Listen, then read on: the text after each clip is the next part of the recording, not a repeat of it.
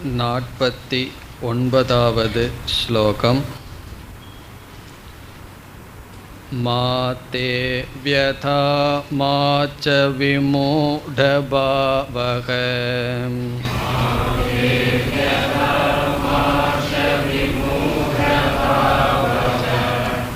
திருஷ்ட்வா ரூபம் கோரமீத்ருங் மமேதம்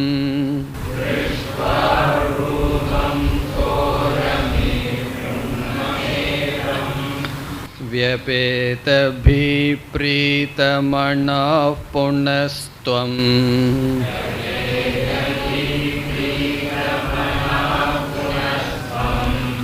तदेव मे रूपमिदं प्रपश्य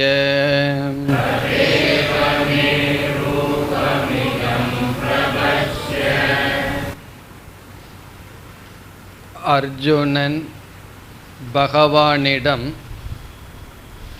உங்களுடைய விஸ்வரூபத்தை நீங்கள் எடுத்துக்கொள்ளுங்கள், நான் மீண்டும் கிருஷ்ண ரூபத்தையே பார்க்க விரும்புகின்றேன் என்று வேண்டுதல் விடுத்தான். அதைத் தொடர்ந்து பகவான் இப்பொழுது பேசிக்கொண்டு வருகின்றார். இப்படிப்பட்ட ரூபம் உன்னால் மட்டும் பார்க்கப்பட்டது. இப்படிப்பட்ட விஸ்வரூபத்தை வேத யக்ஞ அத்தியனங்களினால் பார்க்க முடியாது, தானங்களினாலும் தவத்தினாலும் பார்க்க முடியாது என்று, இப்படிப்பட்ட விஸ்வரூபத்தை பக்தியினால் மட்டும் பார்க்க முடியும் என்பதற்காக இவ்விதம் பகவான் கூறினார். பிறகு 49வது ஸ்லோகத்தில் பகவான் அர்ஜுனனை பார்த்து ஆறுதல் சொல்கின்றார். மாதே வ்யதா, தே என்றால் உனக்கு, மா வ்யதா என்றால் பயம் வேண்டாம், நீ பயப்பட வேண்டாம். மா ச விமூடபாவக, உனக்கு குழப்பமும் மோகமும் இனி வேண்டாம். காரணம், நான் உனக்கு என்னுடைய பழைய ரூபத்தை காட்டப் போகின்றேன். உனக்கு இனி பயமும் வேண்டாம், குழப்பமும் வேண்டாம். காரணம் என்ன? அர்ஜுனனால் இறைவனே அனைத்துமாக இருக்கின்றார் என்ற பேருண்மையை அறிவினால் கிரகிக்க முடியவில்லை. நாம் பல சமயங்களில் நான் உண்மையைத்தானே பேசுகின்றேன், அந்த உண்மையை கேட்டு ஏன் மற்றவர்கள் கோபப்படுகிறார்கள் என்ற எண்ணம் நமக்கு வரலாம். ஒருவனுக்கு உண்மையை கிரகிக்கின்ற சக்தி இல்லை என்றால் அந்த உண்மை நல்லதை கொடுப்பதற்கு பதிலாக அது கஷ்டத்தை தான் கொடுக்கும். அதேபோல் இங்கு விஸ்வரூபத்தை அவனால் ஜீரணிக்க முடியவில்லை. ஆகவே அவனுக்கு குழப்பமும் பயமும் தோன்றியது. அது இனி உனக்கு வேண்டாம். திருஷ்ட்வா ரூபம் கோரம் ஈத்ருங் மம இதம். திருஷ்ட்வா பார்த்து, கோரம் ரூபம் என்னுடைய கோரமான விகாரமான அழிக்கின்ற கோரம் ரூபம், ஈத்ருங் என்றால் இந்த, இப்படிப்பட்ட கோரமான இதம் இந்த என்னுடைய ரூபத்தை பார்த்து உனக்கு பயமும் வேண்டாம், மோகமும் வேண்டாம். பிறகு 3வது வரியில் வியபேத பீஹி. வியபேத பீஹி என்றால் பயத்திலிருந்து விடுதலை நீ அடைவாயாக. பீஹி என்றால் பயம், வியபேதம் என்றால் ஃப்ரீ ஃப்ரம் விடுதலை. பயத்திலிருந்து நீ விடுதலை அடைவாயாக. பிரீதமனாகா. பிரீதமனாகா என்றால் அமைதியான மனதுடன், துவம் புனக மீண்டும் நீ இருப்பாயாக. துவம் நீ பயத்திலிருந்து விடுதலையடைந்து மகிழ்வான அமைதியான மனதுடன் மீண்டும் நீ இருக்க வேண்டும். பிறகு புனக மீண்டும் அந்த நிலைக்கு நீ வா. நான் மீண்டும் என்னுடைய பழைய உருவத்தை காட்டுகின்றேன் என்று 4வது வரியில் கூறுகிறார். புனக மீண்டும் ததேவ மே ரூபம் இதம் பிரபஷ்ய. மே என்னுடைய, ததேவ அந்த, இதம் ரூபம் இந்த ரூபத்தை, பிரபஷ்ய பார்ப்பாயாக என்னுடைய பழைய ரூபத்தை. மே என்றால் என்னுடைய, ததேவ அந்த அதையே, இதம் ரூபம் இந்த ரூபத்தை, பிரபஷ்ய நீ பார்ப்பாயாக என்று அர்ஜுனனுடைய வேண்டுகோளுக்கு இணங்கி இவ்விதம் பகவான் பேசி முடிக்கின்றார். இப்பொழுது என்ன நடக்கின்றது என்றால், விஸ்வரூபமாக இருக்கின்ற பகவான் இப்பொழுது விஸ்வரூபம் சென்று மீண்டும் கிருஷ்ணராக காட்சியளிக்கின்றார். அது இப்பொழுது நடக்கின்றது. இவ்விதம் பகவான் கூறியவுடன் பகவான் விஸ்வரூபத்தை மறைத்து கொண்டு பிறகு கிருஷ்ண ரூபத்திற்கு வருகின்றார்.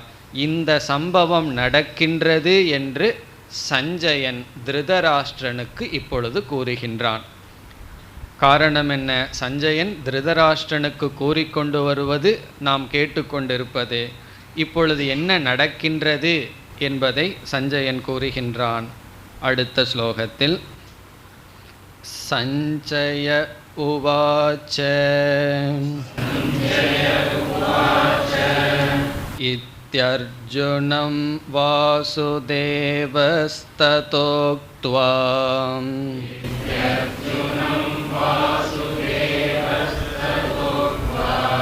ஸ்வகம் ரூபம் தர்ஷயாமாஸ பூயக.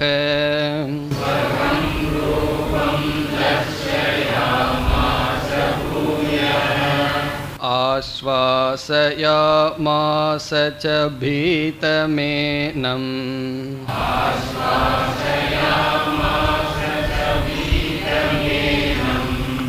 பூத்வா புனः சௌம்ய வபுர்மகாத்மா.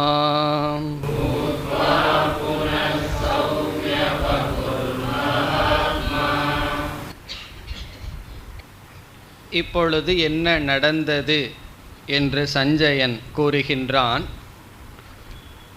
ஈதி அர்ஜுனம் வாசுதேவக ததா உக்த்வா. ஈதி என்றால் இவ்விதம். இவ்விதம் என்பது கடந்த 3 ஸ்லோகங்களில் பகவான் கூறியதை குறிக்கின்றது. இவ்விதம் அர்ஜுனம் அர்ஜுனனை நோக்கி, அர்ஜுனனிடம், வாசுதேவக பகவான் வாசுதேவன், ததா உக்த்வா இவ்விதம் கூறி என்ன செய்தார்? ஸ்வகம் ரூபம். ஸ்வகம் என்றால் தன்னுடைய, ரூபம் தன்னுடைய கிருஷ்ணருடைய ரூபத்தை, பூயக மீண்டும், தர்ஷயாமாஸ மீண்டும் அவர் காட்சி கொடுத்தார். தன்னுடைய பழைய ரூபத்திற்கு வந்து விட்டார் மீண்டும். காரணம், முதல் கிருஷ்ண ரூபத்தில் இருந்தார், பிறகு விஸ்வரூபத்திற்கு வந்தார், பிறகு மீண்டும் தன்னுடைய ரூபத்திற்கு வந்தார். இருந்தாலும் ஆஃப்டர் எஃபெக்ட் என்று சொல்வார்கள். ஒரு பாம்பு நம்மை நோக்கி வருகிறது, உடனே பயம் இருக்கின்றது. பாம்பு போனவுடனும் அந்த பயம் கொஞ்ச நேரம் தொடரும். அதே போல விஸ்வரூபம் சென்றவுடனும் அதை நினைத்து அர்ஜுனன் பயப்படலாம். ஒரு பொருள் இருக்கும் பொழுது அதை பார்த்து பயப்படுவோம், அது சென்றதற்கு பிறகும் அதை நினைத்து பயம் அவன் கொள்ளலாம். ஆகவே மீண்டும் அர்ஜுனனுக்கு பகவான் ஆறுதல் கூறினார் என்று 3வது வரியில் இங்கு சஞ்சயன் கூறுகின்றான். ஆஸ்வாசயாமாஸ பீதம் ஏனம். ஏனம் என்றால் அர்ஜுனனை, அர்ஜுனனுக்கு. பீதம் என்றால் பயந்த இந்த அர்ஜுனனிடத்தில் அர்ஜுனனுக்கு ஆஸ்வாசயாமாஸ என்றால் ஆறுதல் கூறினார். இப்போ ஏதோ பகவான் கூறியிருக்கின்றார். அதை சஞ்சயன் இங்கு நமக்கு கூறவில்லை. மீண்டும் பகவான் ஏதோ ஆறுதல் கூறியுள்ளார். எப்படி? பூத்வா புனக, மீண்டும் இவ்விதம் ஆகி. எவ்விதம்? சௌமிய வபுகு. சௌமிய வபுகு, வபுகு என்றால் உடல், சௌமியம் என்றால் மகிழ்ச்சி தரக்கூடிய, அழகான, மகிழ்ச்சிக்குரிய, பயப்படாமல், பயத்தை உண்டு செய்யாத. சௌமிய வபுகு என்றால் மீண்டும் அந்த கிருஷ்ண ரூபத்தை அடைந்து, மீண்டும் அந்த கிருஷ்ண ரூபத்தை அடைந்து இவர் ஆறுதல் கூறினார். யார்? பகவானுக்கு சஞ்சயன் கொடுக்கின்ற அடைமொழி மகாத்மா. இந்த மகாத்மாவான கிருஷ்ணர் மீண்டும் தன்னுடைய அழகான வடிவுக்கு வந்து அர்ஜுனனை, பயந்த அர்ஜுனனுக்கு ஆறுதல் கூறி தன்னுடைய பழைய ரூபத்தை காட்டினார். இப்பொழுது எந்த நிலை ஏற்பட்டுள்ளது? பகவான் தன்னுடைய பழைய நிலைக்கு வருகின்றார், வந்துவிட்டார் என்று சஞ்சயன் இந்த நிலையை வர்ணிக்கின்றான். இங்கு ஞாபகம் வைத்து கொள்ள வேண்டிய விஷயம் என்ன என்றால், விஸ்வரூபம் என்பது என்ன என்று ஆரம்பத்தில் ஒரு விசாரம் செய்தோம். இந்த விஸ்வரூபத்தினுடைய விளக்கத்தை பார்த்து கொண்டு அதை நாம் மறந்துவிட வாய்ப்பு இருக்கின்றது. இந்த விஸ்வரூப அத்தியாயத்தில் ஒரே ஒரு கருத்து தான் மனசில் நமக்கு பதிய வேண்டும். ஆகவே அதை நான் மீண்டும் ஞாபகப்படுத்துகின்றேன். விஸ்வரூபம் என்பது ராகத்வேஷம் இல்லாத மனதுடன் உலகை பார்க்கின்ற பார்வை. ராகத்வேஷத்துடன் உலகத்தை பார்க்கும் பொழுது உலகம் பிளவுபட்டு இருக்கின்றது. இவன் எனக்கு வேண்டியவன், இவன் எனக்கு வேண்டாதவன் என்று பிளவுபட்டு இருக்கின்றது. வெறுப்பு நீங்கி இந்த உலகத்தை நாம் பார்த்தால், அது மட்டுமல்ல, அப்படி பார்க்கும் பொழுது இனி ஒரு அறிவுடனும் பார்க்க வேண்டும். அந்த அறிவு சாஸ்திரத்திடமிருந்து கிடைத்திருக்க வேண்டும். அந்த அறிவு என்னவென்றால், இந்த உலகம் காரியம், ஈஸ்வரன் உபாதான காரணம். பானைங்கிறது காரியம், காரணம்ங்கிறது களிமண், அந்த களிமண் உபாதான காரணம். அப்படி ஈஸ்வரனே இந்த சிருஷ்டிக்கு உபாதான காரணம் என்ற அறிவுடன், இந்த அறிவு பானை களிமண் உதாரணத்தை சொன்னால் வந்து விடுகிறது. காதில் கேட்டாலும் அந்த திருஷ்டி நமக்கு வருவதில்லை. காரணம், மனதில் இருக்கின்ற ராகத்வேஷங்கள் இந்த அறிவை வெளிப்படுத்த விடுவதில்லை. அந்த ராகத்வேஷங்கள் நீங்கும் பொழுது நாம் பார்க்கின்ற இந்த உலகமே, விஸ்வமே ரூபம், ஈஸ்வர சரீரம். இந்த விஸ்வமே பகவானுடைய ரூபந்தான். அதற்காக பகவான் திடீரென்று 1000 தலை 1000 கை கொண்டு ஒரு உருவத்தை எடுக்க வேண்டிய அவசியமில்லை. வெறுப்பின்றி கண்ணை திறந்து பார்த்தால் அது ஈஸ்வர தர்சனம். அதனால் ஈஸ்வர தர்சனம் நமக்கு எப்போ கிடைக்கும்னா, ஈஸ்வர தரிசனத்தை பண்ணிகிட்டே ஈஸ்வர தரிசனம் எப்போ கிடைக்கும்னு என்ன சொல்கிறது? ஏற்கனவே ஈஸ்வரனை தான் பார்த்துட்ருக்கோம். பிறகு எப்போ பார்ப்போம் என்றால், அந்த பார்க்கிற மனதை சற்று மாற்றி விட்டால் பார்ப்போம். அதனால தான் ஞான சக்ஷுகுங்கிற இடத்துல நாம் பார்த்தோம், தற்காலிகமாக அர்ஜுனனுடைய ராகத்வேஷத்தை பகவான் நீக்கி வைத்தார். உடனே ஒரு கண்ணை கொடுத்தார் இந்த ரூபத்தை பார்க்க. அதை நாம் மனதில் கொள்ள வேண்டும். அதுதான் விஸ்வரூபம். ஆகவே அர்ஜுனனுக்குத்தான் விஸ்வரூபம் பார்க்க சந்தர்ப்பம் கிடைச்சது, நமக்கு கிடைக்கலையேன்னு நினைக்க வேண்டாம். ராகத்வேஷம் எந்த நொடியில் போகுதோ அந்த நொடியிலிருந்து விஸ்வரூப தரிசனம்தான் நாம் பார்த்து கொண்டு இருப்போம். அதுதான் இந்த அத்தியாயத்தில் மனதிற்குள் நாம் வைக்க வேண்டிய கருத்து. இனி அர்ஜுனன் தன்னுடைய மனநிலையை பகவானுக்கு தெரிவிக்கின்றான். விஸ்வரூபம் சென்று விட்டது, பகவான் கிருஷ்ண ரூபத்தை எடுத்து விட்டார். எடுத்ததற்கு பிறகு அர்ஜுனன் தன்னுடைய மனநிலையை பகவானிடம் கூறுகின்றான். அடுத்த ஸ்லோகம். அர்ஜுன உவாச்ச दृष्ट्वेतं मानुषं रूपं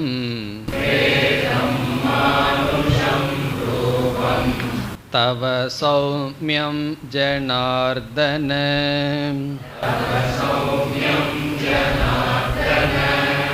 इदानीमस्मि संवृत्तः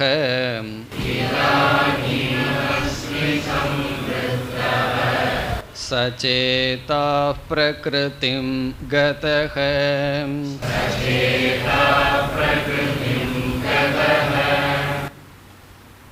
விஸ்வரூபத்தை பார்த்து பயம் கொண்டிருந்த அர்ஜுனன் இப்பொழுது பகவானுடைய ரூபத்தை பார்த்து தன்னுடைய மனதில் என்ன மாற்றம் வந்தது என்று அர்ஜுனன் பகவானிடம் தெரிவிக்கின்றான்.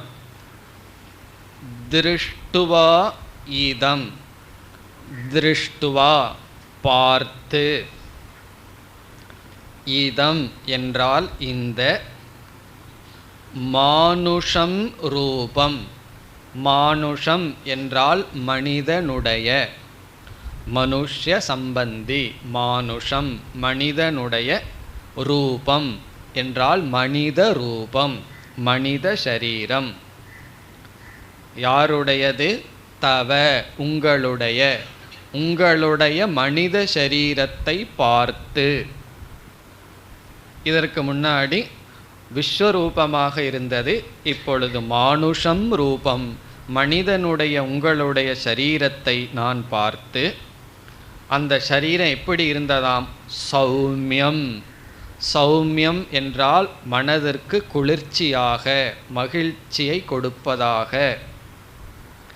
அதனால தான் பகவானையே விதவிதமாக குழந்தை கிருஷ்ணராகவும் பெரிய கிருஷ்ணராகவும் விதவிதமான கிருஷ்ணராக நாம் வழிபடுகின்றோம். மனதிற்கு இதமாக, சௌமியம் என்றால் ப்ளீசிங் என்று பொருள். அந்த ரூபத்தை பார்க்கும் பொழுது மனதிற்கு ஒரு மகிழ்ச்சி வருகின்றது. அப்படிப்பட்ட இந்த ரூபத்தை பார்த்து ஜனார்தன, பகவானை அர்ஜுனன் அழைக்கின்றான். ஹே கிருஷ்ணா, ஹே ஜனார்தன, நான் பார்த்து, இதானீம், இரண்டாவது வரியில் இப்பொழுது, இதானீம் என்றால் இப்பொழுது, அஸ்மி, இப்பொழுது நான் இருக்கின்றேன். எப்படி இருக்கின்றேன்? சச்சேதாகா, சச்சேதாகா என்றால் தெளிவான மனதுடன், தெளிவான மனதை, சம்விருத்தக என்றால் ஆகி, ஜாதக என்று பொருள். தெளிவான மனம் தோன்றியவனாக நான் இருக்கின்றேன். சச்சேதாகனா இப்போதான் எனக்கு அறிவு வந்திருக்கு, என்னுடைய மனம் என்னிடம் வந்துள்ளது. சம்விருத்தகன ஜாதக, சச்சேதாகா சம்விருத்தக, தெளிவான மனதை, மனதுடன் கூடியவனாக நான் இருக்கின்றேன். பிறகு பிரகிருதிம் கதக அஸ்மி. பிரகிருதிம் கதகனா என்னுடைய பழைய நிலைக்கு நான் வந்து விட்டேன். என்னுடைய பழைய நிலை, இப்பொழுது என்ன நிலை இருக்கின்றது? பயம் முதலிய நிலைகள் எல்லாம் இருக்கின்றது. அதெல்லாம் போய் என்னுடைய சுபாவத்திற்கு, என்னுடைய யதார்த்த நிலைக்கு நான் வந்து விட்டேன். அமைதியான மனதிற்கு நான் வந்து விட்டேன். சாதாரண நிலைக்கு நான் வந்து விட்டேன். சாதாரண மனநிலையில் யார் இருக்காங்களோ அவங்களுக்கு தான் வேதாந்தம், அவங்களிடத்துல தான் நம்ம தத்துவத்தை பேச முடியும். அசாதாரண மனநிலையில் யார் இருந்தாலும் அவர்களிடம் எந்த உபதேசமும் செல்லாது, பேசவும் கூடாது. யாரோருத்தர் இறந்து விட்டார்கள், அவங்க மனது ரொம்ப துக்கப்பட்டிருக்கு, உடனே நம்ம 2வது அத்தியாயத்தை எடுத்துகிட்டு போயிட்டு ஆரம்பிச்சிடக்கூடாது வேதாந்தத்தை. அதாவது உடல் சாவதில்லை, உடல் தான் சாகுது, ஆத்மா சாவதில்லை, இப்படிப்பட்ட தத்துவத்தை எல்லாம் பேசக்கூடாது. அவர்களுக்கு எச்சா துக்கம் வந்துடும், இரிட்டேஷனும் சேர்ந்து வந்துடும். ஆகவே என்றைக்குமே நம்ம எல்லாம் நினச்சிட்ருக்கோம் அசாதாரண மனநிலையில் இருக்கும்போது வேதாந்தம்னு. சாதாரண மனநிலையில் இருக்கும் பொழுது தான் வேதாந்த கருத்து உள்ளே போகும். அதைத்தான் அர்ஜுனன் சொல்கின்றான், நான் என்னுடைய சாதாரண நிலைக்கு வந்து விட்டேன். ஆகவே இனி மேற்கொண்டு நீங்கள் எனக்கு என்ன உபதேசிக்கணுமோ அதை உபதேசிக்கலாம். சாதாரண நிலையில் இல்லைன்னா பகவான் எப்படி ஆறுதல் சொன்னாரோ அதைத்தான் நம்ம சொல்லிட்டு வரணும். இன்னும் இந்த வேதாந்தத்தை சொல்லும்போது அடிக்கடி இந்த பாயிண்ட்டை சொல்ல வேண்டியது இருக்குது. அதற்கு முன்னாடியாவது நமக்கு பேசுகிறதுக்கு டாபிக் இல்லாமல் கொஞ்சம் பேசாமல் இருப்போம். இப்போ இந்த ஆத்மா அனாத்மான்னு 4 வார்த்தையை வேறு கேட்டுட்டோம். அதை 4 பேர் காதில் போடணும்னு பேச ஆரம்பிச்சிருவோம். அது கிடையாது. நான் இப்பொழுது சாதாரண நிலைக்கு வந்து விட்டேன் என்று அர்ஜுனன் கூறுகின்றான். இனி கடைசி 4 ஸ்லோகங்களில் பகவான் மீண்டும் பேசுகின்றார். ஸ்ரீ பகவானுவாச்ச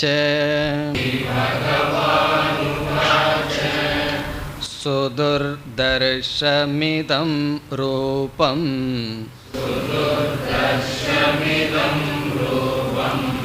திருஷ்டவானசி யன்மம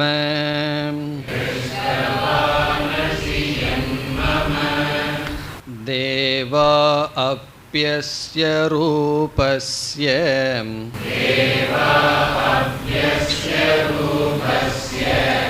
நித்யம் தர்ஷன காங்க்ஷிணஹ.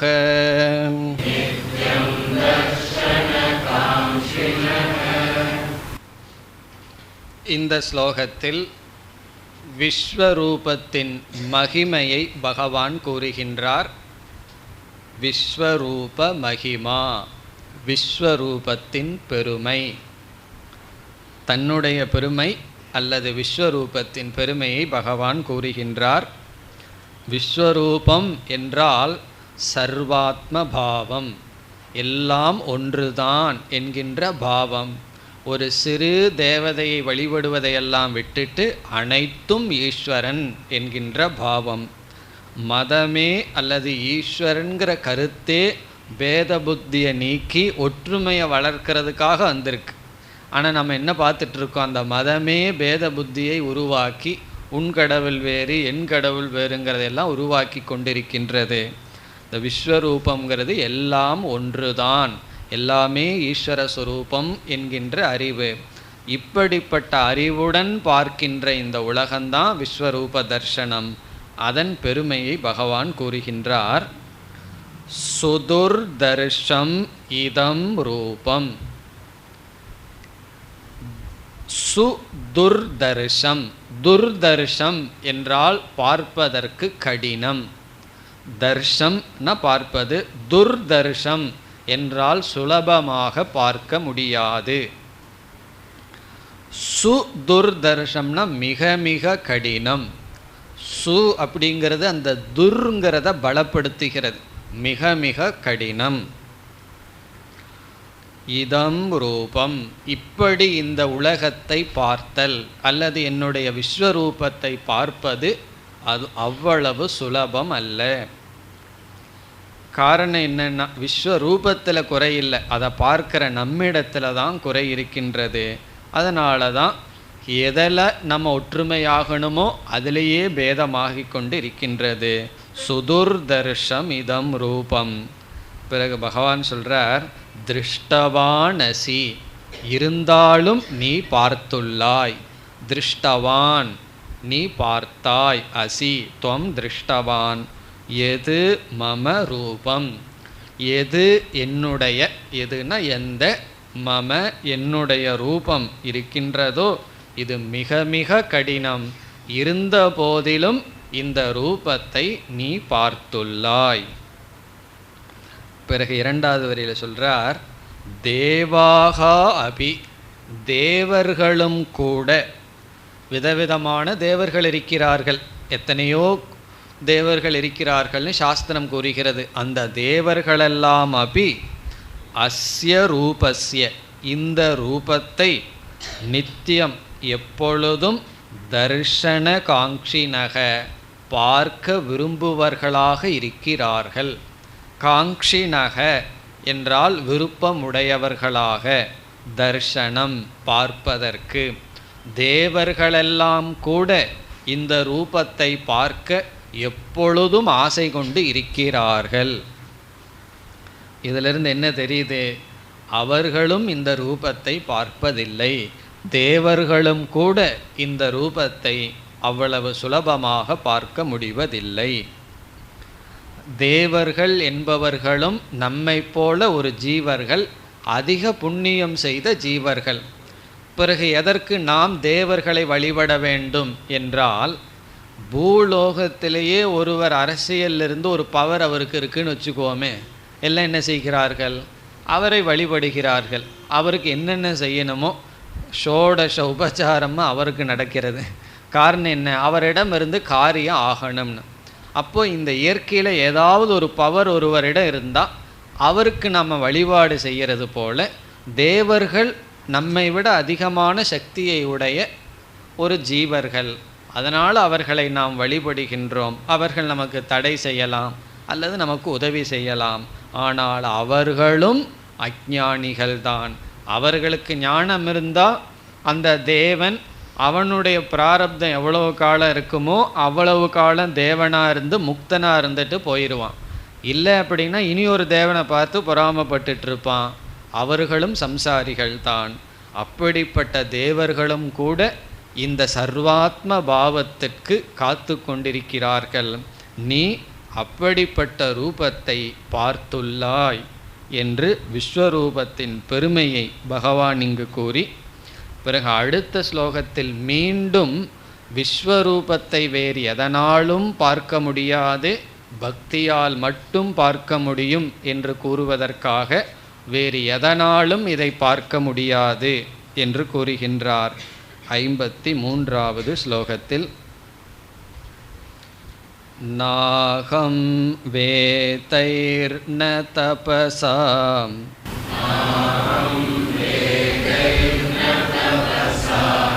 ந தானேன ந சேஜ்யயாம்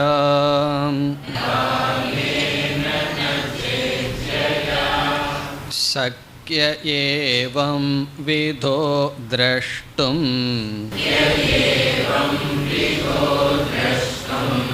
திருஷ்டவானசி மாம் யதா.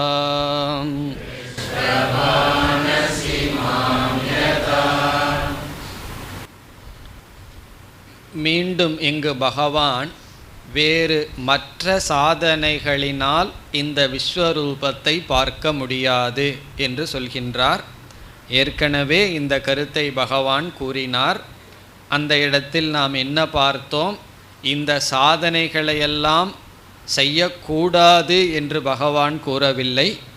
எப்பொழுது ஒரு சாதனைக்கு முக்கியத்துவம் கொடுக்க வேண்டுமோ அப்பொழுது அந்த இடத்தில் மற்ற சாதனைகளை நாம் ஒப்பிட்டு அதனால் முடியாது என்று அதை சற்று கீழாக பேசுவது அது உலக மரபு. சாஸ்திரத்திலும் அது ஒரு வழக்கமாக இருக்கின்றது. அப்பொழுதுதான் அதற்கு முக்கியத்துவம் கிடைக்கும். ஒன்றுக்கு நாம் முக்கியத்துவம் கொடுக்க வேண்டுமென்றால் எப்படியெல்லாம் செய்தால் அதை முக்கியத்துவம் கொடுக்க முடியும் என்பதற்கு பல நியமங்கள் இருக்கின்றது. அதில் ஒரு நியமம் என்னவென்றால், அந்த இடத்தில் மற்ற அனைத்து சாதனைகளையும் அதனால் முடியாது என்று சொல்வது. நம்ம ஒரு புஸ்தகத்தை படிக்கின்றோம், ஒரு பாயிண்ட் ரொம்ப முக்கியமாக தெரியுது, என்ன செய்வோம்? அதற்கு கீழே ஒரு அண்டர்லைன் பண்ணி வைப்போம். அதே போல் இங்கே பகவான் எப்படி அண்டர்லைன் பண்ணுறது? பக்திங்கிறத அண்டர்லைன் பண்ண விரும்புகிறார். பகவானால் எப்படி பண்ண முடியும் என்றால், அந்த இடத்தில் மற்ற சாதனைகளினால் முடியாது என்று காட்ட வேண்டும். ஆகவே இவ்விதம் பேசுகின்றார். என்ன சொல்கின்றார்? வேதைகி. வேதைகி என்றால் வேத அத்தியனைகி. வேதத்தை அத்தியனம் செய்வதனால் நான் இவ்விதம் பார்க்கப்படுபவனாக இல்லைன்னு சொல்ல போகிறார். என்னை இந்த மாதிரி பார்க்க முடியாது. வேதத்தை மட்டும் அத்தியனம் செய்வதனால் மட்டும் பார்க்க முடியாது. இப்போ இதே போல் உபனிஷத்தில் எந்த இடத்தில் இருக்கின்றது என்றால், நாயமாத்மா பலகீனேன லப்யக ந என்று இந்த பலம் இல்லாததனால், பிறகு ந மேதையா ந பகுனா சுருத்தேன மீண்டும் மீண்டும் சாஸ்திரத்தை கேட்கறதுனாலையும் அல்லது வேதத்தை எல்லாம் மனனம் செய்து கொள்வதனாலும் அடைய முடியாதுன்னு சொல்வது போல, வேத அத்தியனத்தினால் மட்டும் இந்த விஸ்வரூபத்தை பார்க்க முடியாது. ந தபசா, எவ்வளவு தவம் செய்தாலும் இந்த விஸ்வரூப தர்சனம் நமக்கு கிடைக்காது. ந தானேன, எவ்வளவு தானம் செய்தாலும் விஸ்வரூப தர்சனம் நமக்கு கிடைக்காது. அப்படி கிடைக்கிற மாதிரி இருந்தால் பணம் உள்ளவர்களெல்லாம் என்ன செய்வார்கள்? சரி, கொஞ்சம் ஒரு 10% கொடுத்து 10% விஸ்வரூப தரிசனத்தை பார்த்துடலான்னு நினைப்பார்கள். தானத்தினாலேயும் முடியாது. நச்ச இஜ்யா, இஜ்யா என்றால் யாகம், வர்ஷிப், யாகத்தினாலும் யாகங்கள் செய்வதனாலும் முடியாது என்று சொல்கின்றார். இரண்டாவது வரியில் சக்யக ஏவம் விதக திரஷ்டும், திரஷ்டும் என்றால் பார்ப்பதற்கு, ந சக்யக அகம், பார்ப்பதற்கு நான் முடியாதவனாக இருக்கின்றேன் என்றால் என்னை பார்க்க முடியாது. ஏவம் விதக, இப்படிப்பட்ட விஸ்வரூபத்தை பார்க்க முடியும். யதா எவ்விதம் மாம் என்னை திருஷ்டவான் அசி, எவ்விதம் இப்பொழுது என்னை பார்த்தாயோ அவ்விதம் இந்த எந்த சாதனைகளினாலும் பார்க்க முடியாது. வேறு எதனாலும் என்னை பார்க்க முடியாது. எவ்விதம் என்னை நீ பார்த்தாயோ அவ்விதம் பார்க்க முடியாது. இப்படியெல்லாம் சொன்ன உடனே அர்ஜுனனுடைய மனசில் என்ன ஒரு எதிர்பார்ப்பு வரும்? இதுவரைக்கும் பகவான் பக்தியினால் பார்க்க முடியும்னு சொல்லலை. நம்ம தான் ஏற்கனவே பார்த்தோம்.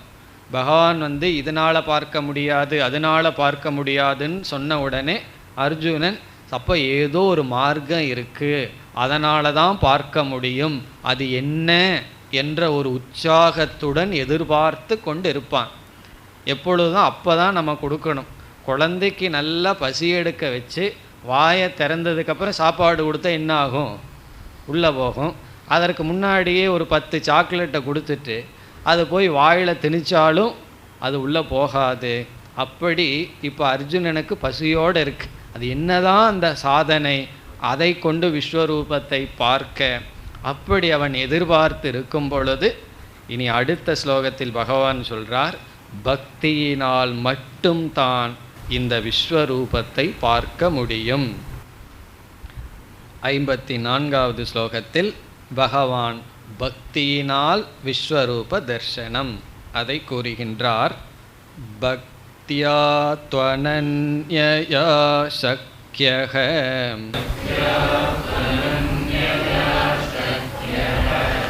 அகம் ஏவம் விதோர்ஜுன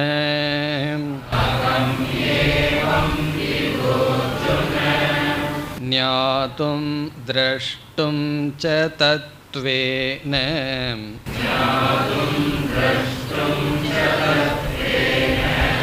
பிரவேஷ்டும் ச பரந்தப.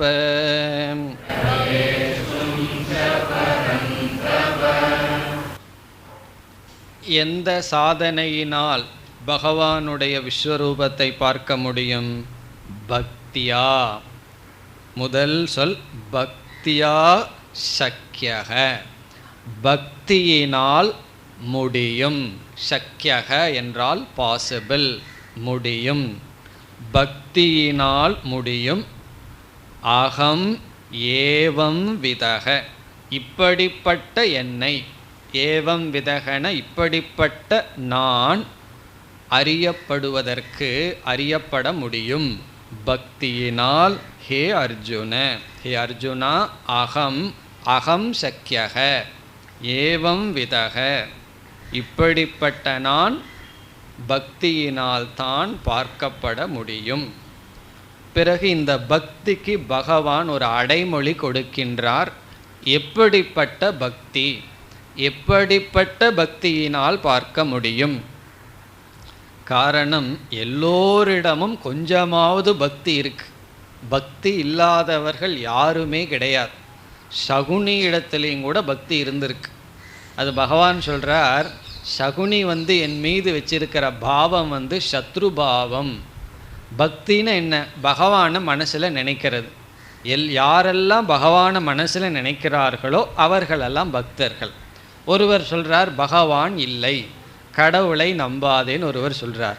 அவரும் பக்தர் தான். காரணம், கடவுளை நினச்சிருக்காரல்ல. கடவுளுங்கிற எண்ணம் உள்ளே போனதுக்கு அப்புறம்தானே ஏதோ அவரை பற்றி சொல்கிறார். இல்லைனோ இருக்குன்னோ நம்ப வேண்டான்னோ சொல்கிறார். இப்போ கடவுளுங்கிற எண்ணம் யார் மனசுக்குள்ளே போயிருக்கோ அவர்களையெல்லாம் பகவான் பக்தர்னு சொல்லிடுறார். நீ என்ன நினச்சித்தானே இல்லைன்னு சொல்கிற. அப்படி எல்லாருமே பக்தர்கள் தான். அப்போ எப்படிப்பட்ட பக்தினால் விஸ்வரூபத்தை பார்க்க முடியும்? அனன்யயா பக்தியா. இந்த வார்த்தை தான் ரொம்ப அழகான முக்கியமான வார்த்தை. அனன்யயா பக்தியா தூ. இந்த தூன்னு ஒரு வார்த்தை இருக்கு. அதனுடைய அர்த்தம் இதனால் மட்டும், இப்படிப்பட்ட பக்தியினால் மட்டும்தான் என்னை பார்க்க முடியும். அனன்யயா பக்தியா. அதனால தான் சில பேர் அனன்யா என்றும் பேர் வைத்து கொள்வார்கள். அனன்யயா பக்தியா அகம் சக்கியக, நான் பார்க்கப்படுபவனாக இருக்கின்றேன். இப்போ நம்முடைய விசாரம் பூரா இந்த அனன்யயான என்ன என்பதில்தான். இரண்டாவது வரிய பிறகு பார்க்கலாம். அனன்யா பக்தி. முதல்ல அனன்யா என்றால் என்னன்னு பார்ப்போம். இது அந்யா என்பதனுடைய ஆப்போசிட், அதற்கு எதிர்ச்சொல். அந்யா என்றால் வேறுபட்ட, வேறு, டிஃபரன்ஸ். அனன்யா என்றால் வேற்றுமை இல்லாத. அனன்யா என்றால் வேற்றுமை இல்லாத, பேதம் இல்லாத பக்தியினால் மட்டும்தான் பார்க்க முடியும். இதனுடைய பொருள் என்ன? இதுக்கு பல பொருள்கள் இருக்கின்றது. நாம் ஒரு சில பொருளை பார்க்கலாம். முதலில் பகவானிடம் பக்தி செலுத்துகின்றோம். நம்முடைய பக்திகளெல்லாம் அனன்யா பக்தியாக இல்லை, அந்யா பக்தியாக இருக்கின்றது. அந்யா பக்தியாக இருக்கு. அதனுடைய பொருள் என்ன என்றால், பக்தியில் பலவித வேற்றுமை இருக்கின்றது. அதில் முக்கிய வேற்றுமை என்னவென்றால், பக்தன் ஒருவன், பிறகு பகவான் இரண்டாவது, பிறகு லட்சியம் அல்லது சாத்தியம். இந்த மூன்று பேதம், அந்நியத்துவம் இருக்கின்றது. நான் பக்தன், இரண்டாவது பகவான், மூன்றாவது லட்சியம். ஏதோ ஒன்று. இப்போ யாராவது கோயிலுக்கு சென்றால் என்ன கேட்பார்கள் தெரியுமா? என்ன வேண்டுதல், எதற்காக கோயிலுக்கு போகிறேன்? இல்லை, எனக்கு ஒரு வேண்டுதல் இல்லை, சந்தோஷமாக இருக்கேன், பகவானுக்கு தேங்க்ஸ் சொல்லிட்டு வர்ற போயிருக்கேன்னு யாராவது நினைப்பார்களா? கோயில்னு சொன்னால், வழிபாடுன்னு சொன்னால் உடனே வேண்டுது என்னென்ன, லட்சியம் என்ன? இப்போ லட்சியம்னு ஒன்று. அந்த லட்சியத்தை அடைகிற பக்தன், இடையில பகவான் இருக்கார். இந்த டிவிஷனில் 3 டிவிஷன் இருக்கு. பக்தன், பகவான், பகவானிடம் அடையக்கூடிய லட்சியம். இதில் நாம் எதை அதிகமாக நேசிப்போம்? நாம் எதனிடத்தில் நமக்கு அன்பு ரொம்ப இருக்குது? பகவான் இடத்துலையா? எது வரைக்கும்னா, பகவான் எதை கொடுக்குறாரோ அது வரைக்கும் தான். எக்ஸாமினேஷன் முடிஞ்ச உடனே கோயிலுக்கு போய் பாருங்க, ஃப்ரீயாக இருப்பார் பகவான். எக்ஸாமுக்கு முன்னாடி ரொம்ப பிஸியாக இருப்பார். அர்ச்சகர் முதல் கொண்டு பிஸியாக இருப்பார். ஏன்னா ஒவ்வொரு அர்ச்சனை, ஒவ்வொரு சப்ஜெக்ட்டுக்கு ஒவ்வொரு அர்ச்சனை பண்ண வேண்டியது இருக்குது. அதுக்கப்புறம் பகவான் ஃப்ரீ, யாரும் வரமாட்டோம். பகவானுக்கு கொஞ்சம் ஒரு டைம் வேணுமல்ல, ரெஸ்ட்டு கொடுக்கணும். இப்போ லட்சியங்கிறது நமக்கு ரொம்ப பிரியம். ஏதோ ஒரு லட்சியம், அந்தந்த டைமில் ஒவ்வொரு லட்சியம். அந்த லட்சியத்துக்கு பகவான் ஒரு மீன்ஸ், பகவான் ஒரு சாதனை. அதனால தான் சில பேர் பகவானே மாற்றிக்குவார்கள். இந்த கோயிலுக்கு போய் பார்த்தேன் சரியில்லை, நீ அந்த கோயிலுக்கு போ, பகவான் அனுகிரகம் கொடுப்பார். திருப்பதி போயிட்டு வந்துரு, உனக்கு காரியம் சித்திக்கும். யாருக்குன்னா, அது பாலக்காட்டில் இருக்கிறவங்களுக்கு சொல்லுவார்கள். இங்கே இருக்கிற ஆளுகளுக்கு நீ குருவாயூர் போயிட்டு வா, சரியாயிரும்னா. அடிக்கடி மாறிக்கிறது. காரணம் என்னென்னா, நான் அந்த பகவான்கிட்ட போயிட்டு இருந்தேன், எனக்கு ஒன்றுமே நடக்கலை, இந்த பகவான்கிட்ட போனேன் சரியாயிடுது. அப்போ நம்மளுடைய விருப்பமெல்லாம் எங்கேனா லட்சியத்தில் தான் இருக்குது. பகவான் இடையில சாதனையாக இருக்கார். பகவானுக்கு ஆள் வேணும்னு வச்சுக்கோமே, சரின்னு அவனுக்கு சக்ஸஸ் பண்ணி கொடுத்துருவார். இவன் வேண்டான்னா சரி நீ வேறு யார்கிட்டையாவது போய்க்கன்னு விட்டுருவார். அப்போ இடையில பகவான் ஒரு சாதனையாக இருக்கார். நம்முடைய சாத்தியம் எங்கேயோ இருக்கு. இனி அடுத்தது என்னன்னு சொன்னால், அந்த சாத்தியம்தான் எது வரைக்கும், அது மேலே நமக்கு ஒரு மோகமும் இன்ட்ரெஸ்ட் இருக்கிற வரைக்கும் தான். ஒரு கால் அந்த சாத்தியம்னு நம்ம எதை நினைக்கிறோமோ அதில் நமக்கு விருப்பம் போயிடுதுன்னு வச்சுக்குவோமே, பிறகு அதையும் நம்ம வேண்டான்னு நீக்கிடுவோம். இப்போ ஏதோ ஒரு பொருள் வேணும்னு ஆசைப்பட்டுட்ருக்கோம், எது வரைக்கும்னா எனக்கு அதில் வேல்யூ இருக்கிற வரைக்கும் தான். ஆகவே உண்மையிலேயே நாம் இந்த மூன்றில் அதிகமாக நேசிக்கிறது நம்மையத்தான். நம்மைய நேசித்ததற்கு பிறகு அதற்கு மேலே மீதி இருக்கிற அன்பு ஃபஸ்ட்டு சாத்தியத்துக்கு போகுது, அதற்கு பிறகு சாதனைக்கு போகுது. இப்போ சாதகன், சாத்தியம், சாதனைன்னு 3 இருக்குது. சாதகனைத்தான் எல்லாம் நேசிக்கிறார்கள். மீதி இருக்கிற அன்பு நாம் விரும்பத்தக்க லட்சியத்திற்கு போகுது. அதற்கு மேலே மீதி இருக்கிற அன்பு தான் ஏதோ கொஞ்சம் பகவானுக்கு போகுது. காரணம் என்னென்னா, அதை கொடுப்பார், அதனால் கொடுக்கலின்னா அதுவும் அங்கே போகாது. இதெல்லாம் அந்நியா பக்தி, டிவிஷன். நம்ம அன்பெல்லாம் சிதறிக்கப்பட்டிருக்கு. அடுத்த என்ன என்றால், இந்த 3 பேதத்தில் சாத்தியமும் சாதனையும் பகவான் ஆகிவிட்டால் என்னாகும்னா, அன்பு 2ஆக தான் பிரியும். ஒன்று நான், பிறகு என்னுடைய சாத்தியமே பகவான் தான். நான் பகவான்கிட்ட யாரை வேண்டுறேன், நீ உன்னை எனக்கு கொடு. இப்போ பகவானே சாத்தியம், பகவானே சாதனை. இது ஒரு டிவிஷன். இப்போ இந்த டிவிஷன் சாதகர்கள் நம்மெல்லாம் இந்த டிவிஷனில் தான் இருக்கணும். காரணம் என்ன, நமக்கு லட்சியம் பகவான் தான், அதற்கு மீன்ஸும் எண்டும் பகவான் தான். ஆனால் இங்கேயும் பேதம் இருக்குது. காரணம் என்னென்னா, எனக்கு அப்புறம்தான் யாரையுமே நான் நேசிக்க முடியும். உபனிஷத்தெல்லாம் இந்த பெரிய ரகசியத்தை சொல்லியிருக்கு. ஆத்மனஸ்து காமாய சர்வம் பிரியம் பவதி, தனக்காகத்தான் எல்லாம் என்று சொல்லப்பட்டிருக்கிறது. ஒரு கால் அந்த பகவானு என்னிடத்திலிருந்து வேறில்லைன்னு தெரிஞ்சிட்டேன்னு வச்சுக்குவோமே, என்ன ஆகும்னா, அப்போ தான் அந்த பக்தி, அந்த லவ் அனன்யா, அங்கே ஒரு டிவிஷனும் கிடையாது. நான் என்ன எவ்வளவு தூரம் நேசிக்கிறேனோ அதே அளவு பகவானை நேசிக்கிறேன். அந்த பகவான் தான் விஸ்வம்னு தெரிஞ்சிட்டா விஸ்வத்தையும் நான் நேசிக்கிறேன். என்னை எவ்வளவு தூரம் நான் விரும்புகிறேனோ அதே அளவு இந்த உலகத்தில் இருக்கிற அனைத்து ஜீவராசிகளையும் நான் எப்போ விரும்ப முடியும்னா, இதெல்லாம் பகவான், அந்த பகவான் எனக்கு வேறில்லை. ஆகவே இங்கே அனன்யா என்றால் ஈஸ்வரக மத் ந அந்யக, ஈஸ்வரன் எனக்கு வேறில்லை என்ற அறிவுடன் பகவானிடம் செலுத்துகின்ற பக்தி. இப்போ ஈஸ்வரக ந மதன்யக, மத் என்றால் எனக்கு, ந அந்யக ஈஸ்வரன் எனக்கு வேறாக இல்லை. இந்த அறிவோடு நாம் பகவான் மீது அன்பை வச்சோம்னா அந்த அன்பு பிளவுபடாத அன்பாக இருக்கும். இல்லைன்னா அன்பெல்லாம் என்ன ஆயிரும், நாம் எதையோ ஒன்று நமக்கு நல்லதுன்னு நினச்சிட்ருப்போம், அது மேலே அன்பு இருந்துகிட்ருக்கும். பிறகு அதுக்கு இது ஒரு சாதனைன்னு அங்கே கொஞ்சம் அன்பு இருந்துகிட்ருக்கும். அந்த மாதிரி பிளவுபடாத நம்முடைய முழு அன்பு ஈஸ்வரனிடம் எப்போ போக முடியும்னா, ஒரே ஒரு கண்டிஷன், அந்த ஈஸ்வரன் எனக்கு வேறாக இல்லை. அதுதான் அனன்யா பக்தியா. இந்த அனன்யா பக்திங்கிறது பக்தியினுடைய டாப் மோஸ்ட், பக்தியினுடைய ஹையஸ்ட் பீக். அந்த பக்தியினால தான் அடைய முடியும்னு சொல்கிறார். இப்படிப்பட்ட பக்தியை அடையிறதுக்கு என்ன செய்யணும், நான் ரொம்ப கீழே இருக்கிறேனே, ரொம்ப மேலே எப்படி போகணும், அதுக்காக தான் 12வது அத்தியாயமே இருக்குது. லோயஸ்ட் ஸ்டேஜ் ஆஃப் பக்தியிலிருந்து ஹையஸ்ட் ஸ்டேஜ் ஆஃப் பக்தி வரைக்கும் பகவான் படிப்படியாக சொல்ல போகிறார். இங்கே பகவான் கூறுவது ஹையஸ்ட் ஃபார்ம் ஆஃப் பக்தி, அனன்யா பக்தியா அகம் சக்கியக. பிறகு நான் எப்படி சக்கியக, அதை 2வது வரியில் விளக்குகின்றார். ஞாதும், ஞாதும் என்றால் என்னுடைய யதார்த்த சொரூபத்தை நிச்சயம் செய்ய, யதார்த்த ரூபேன நிச்சேதும், ஞாதும்னா நிச்சேதும், நிச்சயம் செய்ய.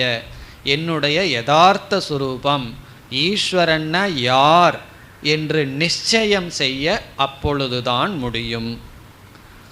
திரஷ்டும், திரஷ்டும் என்றால் ஈஸ்வரன்தான் எல்லாம் என்ற சாட்சாத்காரத்தை அடைய, என்னுடைய சொரூபத்தை புத்தியில் அடைய. திரஷ்டும்னா அந்த புத்தியினுடைய விளைவு மனசுக்குள்ளே போய் பார்க்கறதெல்லாம் ஈஸ்வர சுரூபம்னு பார்க்க. இங்கே ஞாத்துங்கிறது விஞ்ஞானமய கோஷத்தில் வர்ற மாற்றம், திரஷ்டுங்கிறது நம்ம மனசில் வர்ற மாற்றம். புத்தியில் வர்ற மாற்றமெல்லாம் மனசுக்கு வரணும்னு அவசியம் இல்லை. புத்தியில் சில விஷயங்கள் தெரிஞ்சு வச்சுருப்போம், அது மனசுக்கு வராது. இடையில் ஏதோ ஒரு கேப் இருக்குது. காரணம் என்னென்னா மனசில் ராகத்வேஷம் அவ்வளவு ஸ்ட்ராங்காக இருந்தால் அந்த புத்தியை செயல்படாமல் படுத்திடும். அப்படி அல்ல. ஞாத்தும் திரஷ்டும் ச தத்துவேன. இந்த தத்துவேனங்கிற வார்த்தையை ஞாத்துங்கிறதுக்கு முன்னாடி போடணும். தத்துவேன ஞாத்தும், என்னை உள்ளபடி தெரிந்து கொள்ள. நான் இப்படிப்பட்டவன் என்று என்னுடைய உண்மையான சொரூபத்தை தெரிந்து கொள்ள இப்படிப்பட்ட பக்தியினால்தான் முடியும். பிறகு அந்த அறிவு பயன்படணும். முதல்ல நமக்கு அறிவே இருக்கிறதில்லை. ரெண்டாவது அறிவு வந்தாச்சு ஆனால் பயன்படுறதில்லை. இதுக்கு ரெண்டுக்கு என்ன வித்தியாசம்னா, முதல்ல எங்கிட்ட ஒரு பைசாவும் இல்லை, ஒருவர் கொஞ்சம் பணத்தை கொடுத்துட்டு ஆனால் அதை நீங்கள் பயன்படுத்தக்கூடாதுன்றார். என்ன பிரயோஜனம்? ஆகவே அது கொஞ்சம் கஷ்டம் அதிகம், அதை பார்த்து எச்சா வேதனையாக இருக்கும். அது இல்லாமல் இருந்துட்டால் கொஞ்சம் வேதனை கம்மியாக இருக்கும். அப்படி வேதாந்தத்துக்கு வர்றதுக்கு முன்னாடி ஒரே வேதனை, இங்கே ரெண்டாவது வேதனை, இந்த அறிவும் இருந்து செயல்பட முடியலையேன்னு சொல்லி. ஆகவே திரஷ்டும், அதான் சாட்சாத்காரம்னு சாஸ்திரத்தில் சொல்வார்கள். இந்த அறிவு அப்படியே நமக்கு பயன்படும். இதெல்லாம் எப்படின்னா இந்த அனன்யா பக்தியினால்தான். பிறகு பிரவேஷ்டும். பிரவேஷ்டும் என்பது விதேக முக்தியை குறிக்கின்றது. சரீரம் இறந்ததற்கு பிறகு என்னுடைய சொரூபமாகவே இருக்க, எனக்குள் நுழைய என்று பொருள். பரந்தப, ஹே அர்ஜுன, பிரவேஷ்டும் பிரம்மரூபேன அவஸ்தாதும். அவஸ்தாதும்னா இருக்க, பிரம்மரூபேன, ஜீவரூபேன ந, ஜீவரூபத்தில் இல்லாமல் பிரம்மரூபமாகவே மீண்டும் இருக்க இந்த ஒரே ஒரு பக்தி தான் சாதனை. இப்போ இந்த இடத்துல பகவான் என்ன செய்து விட்டார்? மோக்ஷத்துக்கு நாம் எதை ஞான நிஷ்டை தான் காரணம்னெல்லாம் சொல்லிகிட்டு இருப்போமோ அந்த இடத்த பக்திங்கிற வார்த்தையில் பயன்படுத்தி இருக்கின்றார். இந்த ஜீவ ஈஸ்வர ஞானத்தினால, ஐக்கிய ஞானத்தினால மோட்சம்னு சொல்லுவோம். அந்த நிலையை இங்கே பகவான் சொல்லி, ஆனால் அதற்கு வெறும் பக்தின்னு சொல்லிவிட்டால் போதாதுன்னு சொல்லி அனன்யயாங்கிற இடத்துல ஐக்கியத்தை சொல்லிட்டார். தனக்கு வேறில்லாமல் இருக்கின்ற ஞானத்தை உடைய பக்தியினால்தான் என்னுடைய சொரூபத்தை சரியாக புரிஞ்சு பிறகு அந்த அறிவோட வாழ்ந்து முடிந்தவுடன் அவன் என் சொரூபமாகவே இருக்க முடியும் என்று, இப்படிப்பட்ட பக்தியினால்தான் விஸ்வரூப ஞானம், விஸ்வரூப தர்சனம் அல்லது விஸ்வரூப பிரவேசக, விஸ்வரூபமாகவே நாம் இருத்தல், இது முடியும் என்று சொன்னார். இனி கடைசி ஸ்லோகத்தில் பகவான் முடிவுரை செய்கின்றார். படிப்படியாக சில சாதனைகளை கூறி, மத்கர்ம கிருத் மத்பரமஹ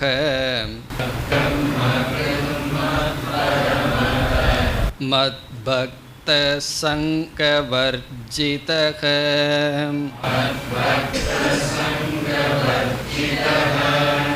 நிர்வைர சர்வபூதேஷு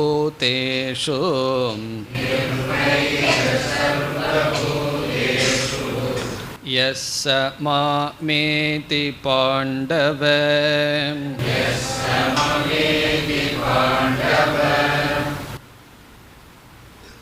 சங்கரர் இங்கு குறிப்பிடுகின்றார், பகவான் கீதையினுடைய சாரத்தையே இந்த ஸ்லோகத்தில் அடக்கிவிட்டார் என்று சங்கரர் குறிப்பிடுகின்றார். இங்கு பகவான் என்ன செய்கின்றார், ஆரம்ப காலத்தில் ஒருவன் எப்படி இருந்து எப்படி ஆரம்பித்து பிறகு எப்படிப்பட்டவனாக இருந்து என்னை அடைகின்றான் என்று சொல்கின்றார். 5 சாதனைகள், 5 குவாலிட்டி பகவான் இங்கு சொல்கிறார் இந்த ஸ்லோகத்தில். ஆரம்பத்தில் ஒருத்தன் எப்படி இருப்பான், பிறகு எப்படி படிப்படியாக வந்து கடைசியில் எப்படிப்பட்டவனாக இருந்து எனக்குள் வருகின்றான் என்று அழகாக இங்கு பகவான் கூறுகின்றார். இப்போ முதல்ல ஒரு சாதகன் எப்படி இருப்பான், அனன்யா பக்தி அவ்வளவு சுலபமாக வராது. இப்போ ஃபஸ்ட்டு ஸ்டேஜில் எப்படி இருப்பான், மத் கர்ம கிருத்து. இது ஃபஸ்ட்டு ஸ்டேஜ். இது கர்ம யோகம். மத் கர்ம கிருத்து. கிருத் என்றால் செய்பவன், கர்ம கிருத் என்றால் கர்மத்தை செய்பவன். யாருக்காக, மத் எனக்காக, என் பொருட்டு கர்மத்தை செய்பவன், ஈஸ்வரார்ப்பணமாக கடமைகளை செய்து கொண்டிருப்பவன். இது கர்மயோகத்தினுடைய சாரம். இப்போ முதல்ல ஒருத்தன் எப்படி இருப்பான்னா, ஈஸ்வரனை நினச்சிட்டு கர்மம் பண்ணணும், ஈஸ்வர அர்ப்பணமாக நம்முடைய கடமையை செய்ய வேண்டும். இது பகவானுக்காக செய்கிறேன், எனக்கு என்ன கடமை வாய்த்துள்ளதோ அது பகவான் கொடுத்த திட்டம், பகவான் இப்படி என்ன டிசைன் பண்ணியிருக்கார், அதை செய்கிறதே பூஜை.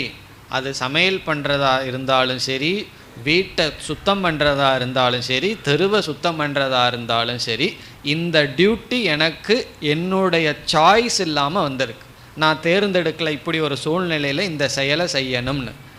அதை ஈஸ்வரனுக்காக செய்கின்றேன்னு ஈஸ்வர அர்ப்பணமாக செய்கிறதான் ஃபஸ்ட்டு ஸ்டேஜ். இப்போ ஈஸ்வரனுக்காக கர்மத்தை செய்தல் முதல் நிலை. அடுத்த ஸ்டேஜ் என்ன, மத் பரமக. மத் பரமக என்றால் என்னையே லட்சியமாக கொள்ளுதல். நான் தான் அவனுக்கு மேலாக இருக்கின்றேன். மத் பரமக. அகம் கதிஹி, நான் தான் கதியாக கொள்ளுதல். இது முமுட்சுத்துவத்தை குறிக்கின்றது. பகவான் தான் லட்சியம். இப்போ எத்தனையோ லட்சியமெல்லாம் போயாச்சு, லட்சியம் பகவான் தான், அடைய வேண்டியது பகவான் தான். ஆஃபீஸில் நம்ம வேலை செய்கிறோம், வேறொரு கம்பெனிக்காக ஒர்க் பண்ணிகிட்ருக்கோம். நம்ம கர்மகிருத்து, அவர்களுக்காக அந்த கம்பெனி லாபம் அடையணும்னு ஒர்க் பண்ணுறோம். ஆனால் அந்த கம்பெனியினுடைய முதலாளியோ கம்பெனியோ நாம் பரமமாக வச்சுக்கல, அவர்கள் நம்முடைய லட்சியம் அல்ல. நான் உழைப்பை கொடுக்குறேன், நீ பொருளை கொடுக்குற, அவ்வளோதான் ரிலேஷன்ஷிப். அதே போல் பகவான்கிட்டையும் அதே புத்தி போயிடும். நான் இவ்வளோ கற்பூரம் ஏற்றுறேன், இவ்வளோ தேங்காய் உடைக்கிறேன், அதுக்கு தகுந்த பலனை கொடுத்துரு. என்ன இதே புத்தி நம்ம ஆஃபீஸில் இருக்கிற புத்தி பகவான்கிட்ட போயிடும். அப்படி இருக்கக்கூடாது. பகவான் பரமமாக இருக்கணும். யாருக்காக கர்மம் பண்ணுறமோ அவரே லட்சியமாகுதல், அதுதான் மத் பரமக. என்ன ஒரு விளக்காசிரியர் இந்த உதாரணத்தை சொல்கிறார். சாதாரண மக்கள் ஒருவனுக்காக, ராஜாவுக்காக அல்லது எஜமானனுக்காக ஒருத்தன் வேலை செய்வான். ஆனால் அவனையே லட்சியமாக வச்சுருக்க மாட்டான். அவன் கீழே நான் இருக்கேன், ஆனால் நீ என்னுடைய உண்மையான பாஸ் அல்ல, என்னுடைய குடும்பத்துக்காக நான் இங்கே வேலை செய்கிறேன். இப்போ என்னுடைய லட்சியம் வேறு, நான் செய்கிற செயல் வேறு. அப்படி அல்ல, பகவானே லட்சியம். மத் பரமக. இனி அடுத்தது மத் பக்தக. இந்த இடத்துல மத் பக்தக என்றால் மனதில் பூரா பகவானையே நினச்சிட்ருக்கிறது. மம அனுசந்தான பரக. அனுசந்தான பரம்னா பகவானையே மனசில் நினைத்து கொண்டு இருத்தல். இது அதற்கு அடுத்த ஸ்டேஜ். இப்போ ஃபஸ்ட்டில் ஆக்ஷன் பகவானுக்காக பண்ணிகிட்ருக்கோம், அடுத்தது பகவான் லட்சியமாகிறார். இப்போ நமக்கும் பகவான் தான் லட்சியமாக இருக்கார், ஆனால் பகவானையாக நினச்சிட்ருக்கோம். திடீர்னு ஞாபகம் தான் உண்டு பகவான், அவ்வளோதான். இடையில ஏதோ நினச்சிட்ருக்கோம். மத் பக்தகங்கும்போது லட்சியமே மனசில் ஓடிட்டு இருந்தா மத் பக்தக. அந்த ஸ்டேஜுக்கு இவன் உயர்ந்துட்டான், வேறு எதுவும் இவனுடைய மனசுக்குள் வருவதில்லை. இப்போ மத் பக்தக. இப்போ எப்படி ஆரம்பிச்சிருக்கான், ஏதோ செயல்பட ஆரம்பித்தான், பகவானுக்காக இதை செய்கிறேன்னு ஆரம்பித்தான். பிறகு திடீர்னு அந்த பகவானே லட்சியமாச்சு. பிறகு பகவானே மார்க்கமாகி விட்டது. எல்லா நேரம் பகவான் சிந்தனை. இது மூன்றாவது. இனி அடுத்தது பகவானே மனசுக்குள்ளே நினச்சிட்ருக்கணும், பகவான் மீதே நமக்கு ஒரு சங்கம், ஆசக்தி வரணும், சங்கம் வரணும். யாரிடத்துல? பகவான் மீது. இப்போ பகவான் மீது சங்கம் வரணும்னா ஏற்கனவே இருக்கிற சங்கத்தின் மீது என்ன வரணும்? வைராக்கியம் வரணும். அதை சொல்கிறார் சங்கவர்ஜிதக. சங்கவர்ஜிதகனா துஸ்ஸங்க வர்ஜிதக, உலகத்தில் இருக்கிற இந்திரிய பொருள்கள் மீது பற்றில்லாத தன்மை, ராகம் இல்லாத தன்மை. சங்கம்னா அட்டாச்மெண்ட், வர்ஜிதகன ஃப்ரீ ஃப்ரம், எதனிடமும் இவனுக்கு பற்றில்லை. அப்போ வெளியே இருக்கிற பற்றை எடுத்தாதான் நம்ம மனசில் ஒன்று தான் பண்ண முடியும். இங்கேயும் வச்சுக்கிற அங்கேயும் வச்சுக்கிறேங்கிறது முடியாது. அங்கே வச்சா இங்கே இல்லை, இங்கே வச்சா அங்கே இல்லை. அப்போ அங்கே இருக்கிற பற்றை எடுத்து தான் இங்கே பகவானிடம் வைக்க முடியும். இப்போ உடனே இந்த உலகத்தில் யார் மீது நமக்கு பற்று இருக்கக்கூடாதுன்னு சொல்லிட்டா உடனே என்ன இருக்கணும்? அவர்களையெல்லாம் ஒரு பகைவர்களை போல பார்க்கணுமா? அப்படித்தான் உடனே நமக்கு தோன்றும். யார் மீது எனக்கு பற்று இல்லைன்னு சொன்னால் உடனே என்ன வந்துடும்? கோபம் வந்துடும். இப்போ நீங்கள் வீட்டில் போய் சொல்லுங்களேன் உங்கள் மனைவி மக்களிடம், உன் மீதெல்லாம் எனக்கு பற்று போயிடுதுன்னு. இங்கே கல்லடி வராமல் இருந்தால் சேஃப், அங்கே போய் தான் கெட்டு போயிட்டீர்கள்னு சொல்லி. அப்படி ஒருவர் மீது பற்று இல்லைன்னா உடனே நமக்கு பகைவர் பாவம்தான் வரும்னு நமக்கு தோன்றிவிடும். அதை பகவான் சரிப்படுத்திருக்கிறார். நிர்வைர சர்வபூதேஷு. நிர்வைரக பகைமையற்ற பாவனை, சர்வபூதேஷு எல்லா உயிர்களிடமும் பகைமையற்ற நிலை, எந்த உயிரையும் பகைவனாக பார்க்காத மனநிலை, இப்போ யாரையுமே வெறுக்காத நிலை. முன்ன ராகம் கிடையாது, இங்கே துவேஷம் கிடையாது. இதுதான் சுருக்கமாக ராகத்வேஷத்திலிருந்து விடுதலை அடைகின்றான். இப்போ கடைசியாக ஒருத்தன் என்ன ஆகிறான்னா நிர்வைரக, யாரிடம் பகைமை புத்தி இல்லை, துவேஷம் இல்லை. யக எவன் அப்படி இருக்கின்றானோ சக அவன் மாம் ஏதி என்னை அடைகிறான். பாண்டவ ஹே அர்ஜுனா சக மாம் ஏதி. இப்போ கடைசி ரெண்டும் ராகமும் அற்றவன் துவேஷமும் அற்றவன். இந்த உலகத்தில் விருப்பம் இல்லை வெறுப்பும் இல்லை, பிறகு மனம் பூரா ஈஸ்வரனிடம் இருக்கின்றது. இப்படிப்பட்டவன் என்னையே அடைகின்றான். அப்போ சுருக்கமாக சொன்னால் மத் பக்தக மாம் ஏதி, அதுதான் சாரம். இதையும் நம்ம சுருக்கணும்னா மத் பக்தக மாம் ஏதி, என் பக்தன் என்னை அடைகின்றான். இதில் கடைசியில் நமக்கு என்ன கிடைச்சது? கடைசி 2 ஸ்லோகத்தில் பக்தியினுடைய பெருமை. ஆகவே அடுத்த அத்தியாயம் பக்தியினுடைய விளக்கம். ஓம் தத்சத் இதி ஸ்ரீமத் பகவத் கீதாசு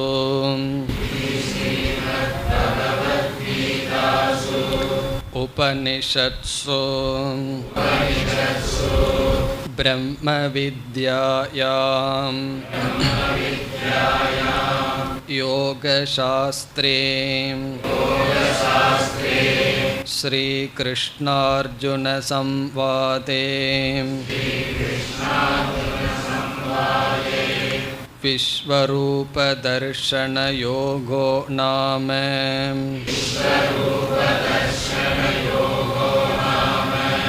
ஏகாதசோऽध्यायः.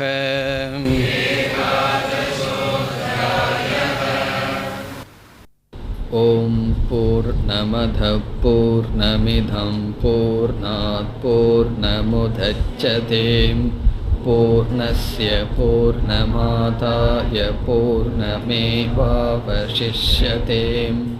ஓம் சாந்தி சாந்தி சாந்தி.